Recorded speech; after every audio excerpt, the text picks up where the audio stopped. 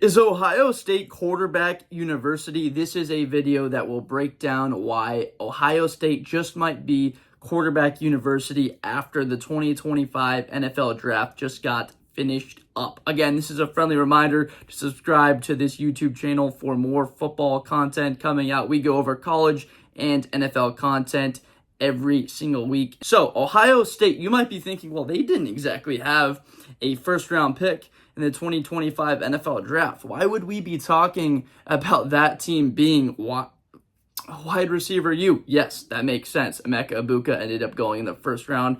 Ohio State set a record with 4 straight years of having a first-round wide receiver going. This is all very well documented, but they only had one quarterback selected from their current roster, and Will Howard, and he went in the 6th round to the Pittsburgh Steelers. But remember, Kyle McCord was the Ohio State starting quarterback in the 2023 season with the likes of Emeka Egbuka, with the likes of Marvin Harrison Jr., with another player that went drafted in the 2nd round, Travion Henderson. So a number of talented players, and Kyle McCord was the starter throughout that year. If we look at it, Kyle McCord ends up transferring to Syracuse after a bit of a disappointing season. The Buckeyes were 11-0 heading into that game against Michigan on the road, and they wind up losing it. That was the end of their season. 11-1, didn't make the college football playoff, and everybody sat out for their bowl game against Missouri. Kyle, overall, throughout that season, passed the football very well, but with Syracuse, he led college football in passing. And I know exactly what you're thinking right now. Well, didn't Alabama have a bit more success in recent years with the likes of Jalen Hurts, with Mac Jones going to be a first-round pick, Tua being a first-round pick? Jalen Milroe, Josh, just went in the 3rd round of this draft to the Seattle Seahawks. I mean, Bryce Young was the first overall pick a couple of seasons ago, and you're here talking about Ohio State being quarterback university. That just doesn't make sense. Okay. So overall, Ryan Day was able to bring in and foster the talent of Kyle McCord. Kyle McCord, if he played out his career at Syracuse, would not have been a draft pick in the NFL. Will Howard out of Kansas State, that would not have been a draftable quarterback. But when he goes to the Ohio State Buckeyes and he goes on that tear like he did in the college football playoff, and being second in the entire country behind the likes of Shedeur Sanders in completion percentage, he was at 73%.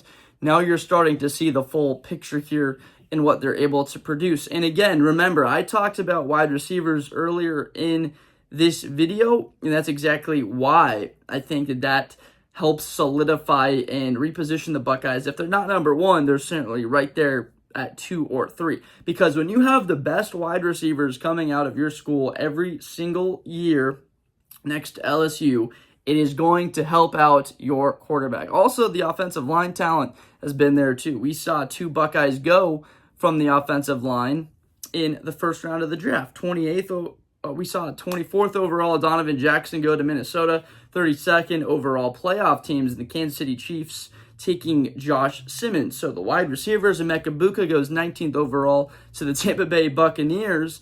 And again, this video is about quarterbacks, but when you have the best wide receiver talent in the entire country, and they broke a record now, you know that is going to help out your quarterbacks. Again, Kyle McCord is throwing the ball to Marvin Harrison. Before that, we had Justin Fields throwing to Chris Olave and Garrett Wilson. C.J. Stroud throwing to Marvin and Emeka Egbuka, and Jackson Smith in Jigba, all of that talent.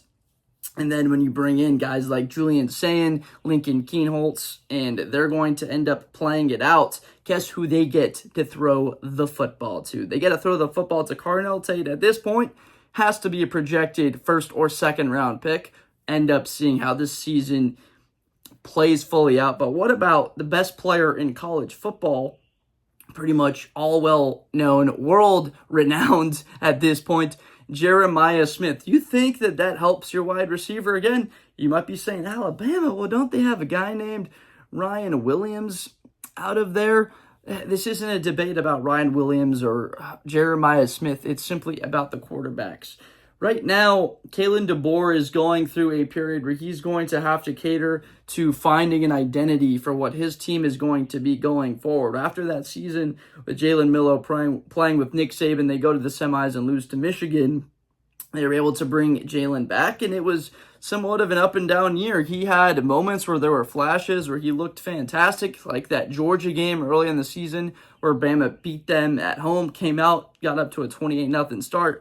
But throughout the season, very up and down. I mean, look no further than the Oklahoma game. So right now, why I'm saying this is because the stability of the quarterback position for the next 5 to 10 years with the Ohio State Buckeyes is without a doubt more comfortable than it will be with Alabama, because we have a national champion head coach with Ryan Day. He has offensive coordinator Brian Hartline locked in as his offensive coordinator. Brian Hartline is not going to be leaving to go jump ship if they have more success. He's got that role solidified, and he has been the best position coach in football with wide receivers, maybe in the entire sport of football overall with what he has done.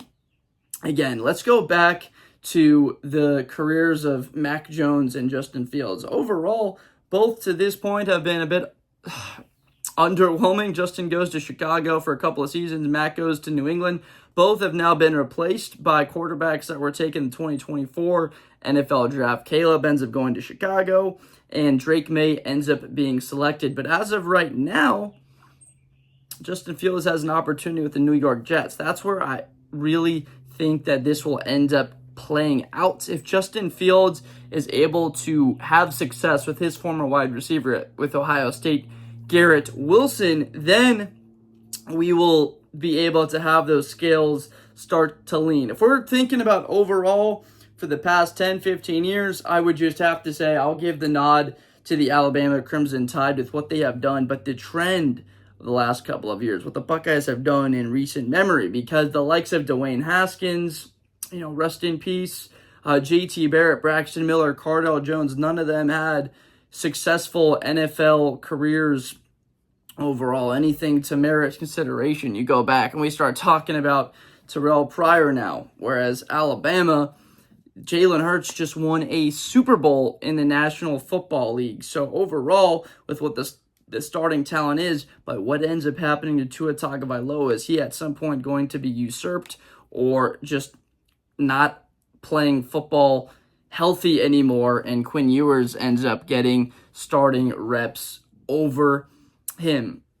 Again, the SEC and what it has become is that place where they're being able to recruit and foster talent out of the South. They're not picking players out of the North anymore. A guy like Bryce Underwood would have gone to play with LSU. He ends up staying and plays with the Michigan Wolverines. And the Buckeyes bring out of Alabama Julian Sayin to Ohio State. Why did Julian Sayin leave Bama and go to the Buckeyes? That is the fundamental piece of this entire video. When you have a 5-star, you have that player that is going to be the future at that position. Now Simpson's there with Bama, but he ends up leaving and seeks an opportunity elsewhere.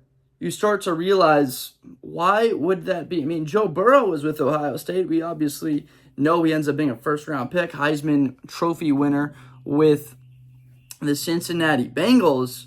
But why would Julian Sayin go and play somewhere else and not stay with the Alabama Crimson Tide if they really are the best place to be a first-round draft pick or a high draft pick in the NFL draft? And it seems as of now that Sayin made the right choice, that receiving core is going to be strong, and they're going to come back and bring together a very good defense. I mean, talk about Caleb Downs leaving Bama. Again, that was the stability of Nick Saban, what he was able to do for a number of years. They were quarterback university. That's where you would be. They were able to take over that role from USC. It was Bama, but now it has all shifted. The tides have changed, and the Buckeyes are, if not on top, very shortly going to be so, because, again, the success of the wide receivers. I know that was a bit convoluted and bringing in the examples of everything, but truly, if we look at Kyle McCord and Will Howard as talents, don't know if they would be